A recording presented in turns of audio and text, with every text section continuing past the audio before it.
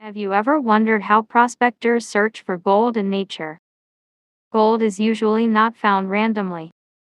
It forms through geological processes and is often associated with quartz veins, ancient riverbeds, and mineral-rich rocks. One of the first places to look is in streams and rivers. Because gold is very dense, it tends to settle at the bottom of river gravels. Prospectors often search behind large rocks, inside cracks in bedrock, and along river bends where heavy materials accumulate. Another important clue is the presence of quartz.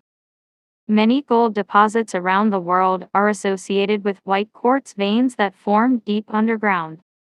While not all quartz contains gold, it is often considered a good indicator. Gold-bearing soil can sometimes appear reddish, iron-rich, or contain dark heavy minerals such as magnetite and hematite. These minerals are often found in the same environments as gold deposits. Prospectors also pay attention to geological structures such as faults, fractures, and ancient volcanic regions. These areas may have provided pathways for mineral-rich fluids that deposited gold over millions of years. When searching for gold, it is important to remember that visible gold is rare.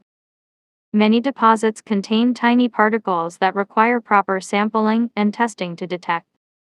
Modern prospectors use tools such as gold pans, geological maps, metal detectors, and laboratory analysis to increase their chances of success. However, finding gold requires patience, knowledge, and respect for local laws and regulations regarding mineral exploration.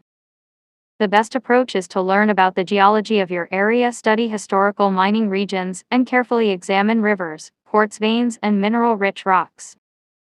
Gold prospecting is not just about finding treasure, it is also a fascinating way to explore the Earth's geological history and natural